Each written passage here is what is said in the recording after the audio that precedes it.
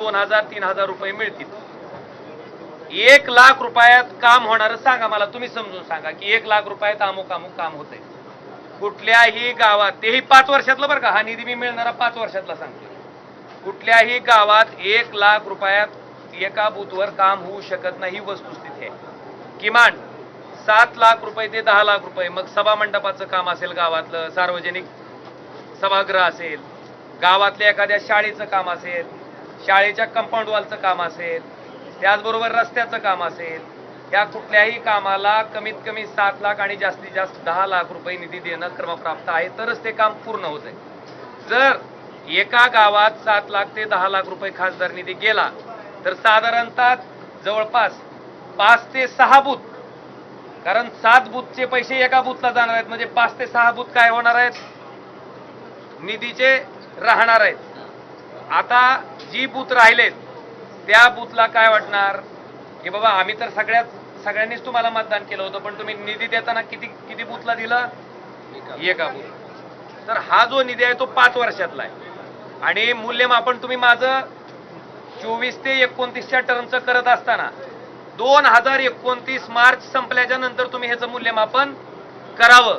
जर माझा खासदार निधी शिल्लक राहिला तर तुम्ही त्याच्या बाबतीत बोलावं, पण 6 ते 7 बूथ शिल्लक राहिल्याच्या नंतर त्या बूथच्या त्या गावात राहणाऱ्या लोकांना खासदारानं काय उत्तर द्यायचं, हा माझा प्रश्न आहे।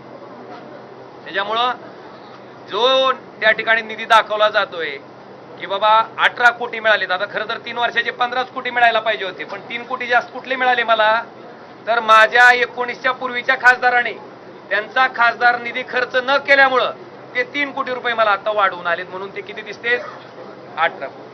मला वाटतंय ही सर्वसामान्य लोकांनी सुद्धा समजून घेणं गरजेचं आहे आणि शेवटी आम्ही लोकप्रतिनिधी म्हणून काम करत असताना गावातल्या प्रत्येक माणसाचं अपेक्षा आमच्याकडनं असते किंवा खासदाराने आमच्या गावात कुठलं एक ना एक तरी काम करावं आणि ती त्याची मागणी ही माफक आहे, ती पूर्ण केली पाहिजे। काल मला असाही प्रश्न विचारण्यात आला की ज्यावेळेस काँग्रेस राष्ट्रवादीचं सरकार होतं त्यावेळेसच्या कुठल्या आमदारांना असं म्हटलं नाही की मला विकास करायचा आहे म्हणून किंवा मला लोकांची कामं करायची म्हणून मला सत्तेत जावं लागतं। मी 2009ला पण आमदार होतो।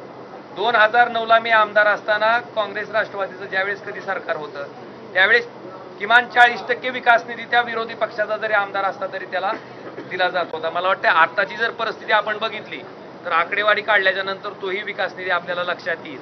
खासदार निधी ठीक आहे, पण बाकीचा जो विकास निधी आहे, जिल्हा नियोजन समितीचा असेल, आपले विविध शासनाचे हेड असतील, त्याचा मिळणारा निधी सुद्धा विरोधी आमदाराचा, विरोधी खासदारा जर आपण काढला तर मला वाटतंय ह्या प्रश्नाचं उत्तर त्या ठिकाणी आपल्या सगळ्याला आपसूक मिळेल।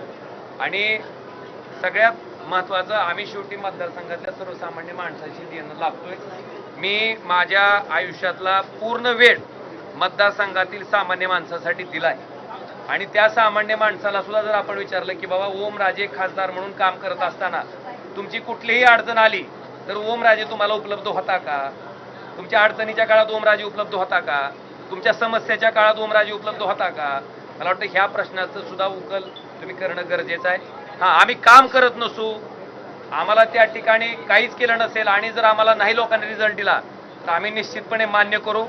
मी स्थानिक स्वराज्य संस्थेचं सुद्धा बोललो, मी अजून परत त्याचं तुम्हाला परत रिपिटेशन करतो।